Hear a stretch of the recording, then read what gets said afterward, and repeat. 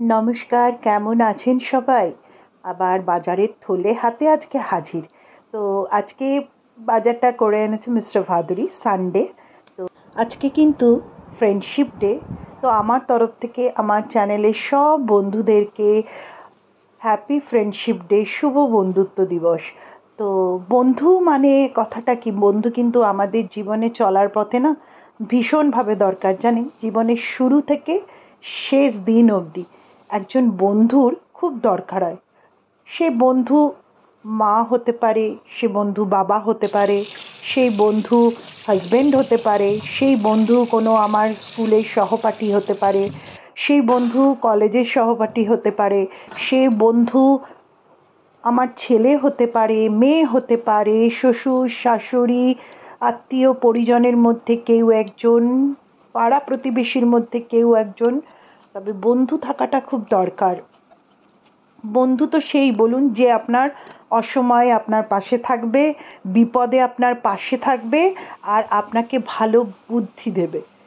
বন্ধু মানে কিন্তু সেটা না যে আপনার দুঃখে হঠাৎ করে আপনার সামনে একটু চোখের জল ফেললো আর পিঠ পিছে আপনারই বদনাম করলো। তো সেরম বন্ধু না থাকার থেকে আমার মনে হয় যে বন্ধু আপনার বিপদে আপদে সব কিছুতে আপনার কষ্টটাকে বুঝবে, আপনার যেই কষ্টটা আপনি তার সাথে শেয়ার করতে চাইছেন সেটা বুঝবে, সেরকম বন্ধুই সবার কাম্য। তো চলুন, বন্ধুত্ব নিয়ে অনেক কিছু বলে ফেললাম। আমার বেস্ট ফ্রেন্ড ছিলেন আমার মা, এখন আমার ছেলেরা। তো আমার বন্ধুদের কথা বলে ফেললাম, আপনারাও বলবেন কার কার ভাগ্যে ভালো ভালো বন্ধু আছে। আমার অনেক বন্ধু আছে ভীষণ ভালো, যারা নিঃস্বার্থভাবে এখনো অবধি আমার সাথে জুড়ে আছে। তা চলুন, সকাল থেকে বাজার তো দেখলেন, কাঁচা কলা, ঝিঙা, তারপরে পেঁপে, শসা, টমেটো, ধনেপাতা, আর মুসুরির ডালটাকে ঢাললাম। এখন মুসুরির ডাল বসিয়েছি, এটার মধ্যে আজকে একটু আমি কারি পাতার ফোড়ন দেবো। চলুন, তড়কা প্যানটার মধ্যে আমি একটু শুকনো লঙ্কা, একটু আজকে পেঁয়াজ, কালো জিরে, আর দিয়ে দেবো হচ্ছে কারি পাতা। তো কারি পাতা দিলে না আমার ভীষণ ভালো লাগে, জানেন? ডালে কারি পাতা দিলেই যেন একটা ডালটার অন্য রকম একটা মানে মজা এসে যায় খেতে। তো আমি কারি পাতা যদি ঘরে থাকে তো আমি দিই। কারি পাতাটা আমার ভীষণ ভালো লাগে, কারি পাতার ফ্লেভারটা আমার খুব ভালো লাগে। আপনাদেরও আমার আশা করি ভালো লাগবে, কারণ কারি পাতাটা সত্যিই ভালো লাগে। শুধুমাত্র সাউথ ইন্ডিয়ান ডিশ বলে না, যে কোনো কিছুতে একটু কারি পাতার তড়কা, আহা। তো চলুন, আমি এখন ডালটায় তড়কা দিয়ে দিই। তো তড়কা দিয়ে তারপরে আমি ওইদিকে আবার অনেক কিছু আজকে রান্না করব ইচ্ছা আছে। সানডে বলে কথা, মিস্টার ভাদুরী গেছিলেন বাজারে। আজ বছরের একটা নতুন জিনিসও কিন্তু আজ এনেছে। তার মধ্যেও একটা গল্প আছে, সেটাও আপনাদের সাথে আমি শেয়ার করব। তো চলুন, এখানে আমার হালকের চিকেন সেদ্ধ বসিয়েছি। ওর চিকেনের মধ্যে আমি কাঁচা কলা দিই, কোনো দিন আমি দিই হচ্ছে গাজর, কোনো দিন পেঁপে, ওকে উল্টে পাল্টে দিই। একই সঙ্গে সব সবজি দিলে পরে না ওর একটুখানি প্রবলেম হয়ে যায়। তো চলুন, ডাল আমার রেডি, ডালটাকে ঢেলে ফেললাম। এবার এই কড়াইটাকে জল দিয়ে ধুয়ে নেব, ভালো করে ধুয়ে নিয়ে আবার কড়াইটায় বসাবো। তো এই হচ্ছে রান্নার শুরুবাত, সকাল হলেই রান্না শুরু। আর সত্যি কথা, রান্না করতে আমার ভীষণ ভালো লাগে, তাই হয়তো রান্নাগুলোই আপনাদের সাথে শেয়ার করি। তো এই আমি দিয়ে দিলাম, কি বলুন তো, কালো জিরে, পেঁয়াজ, আর দিয়ে দিলাম ঝিঙেগুলোকে কেটে রেখেছিলাম, আপনাদের সাথে সেটা শেয়ার করেছি। সেই সময় আমি বন্ধুত্ব নিয়ে কিছু কথা বলছিলাম। বন্ধু বানাবেন, বন্ধু বানালে মন ভালো থাকে, সত্যি কথা। তবে হ্যাঁ, ভালো বন্ধু বানাবেন, বুঝে শুনে বানাবেন। তো আজকে করব ঝিঙে পোস্ত, তার জন্য পোস্ত নিয়ে নিলাম।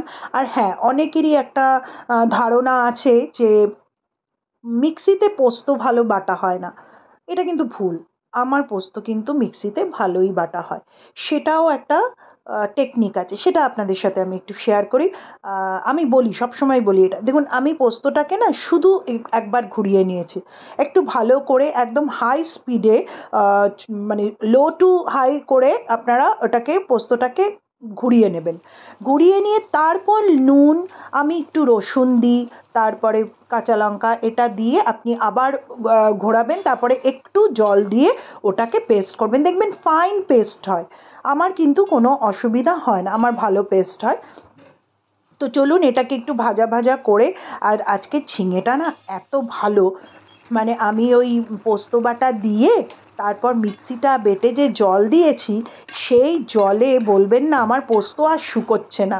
মানে এতটা ঝিঙেটা কচি, একদম মানে চুপসে একটুখানি হয়ে গেছে, একটু মুখে লাগলে ভালো লাগে।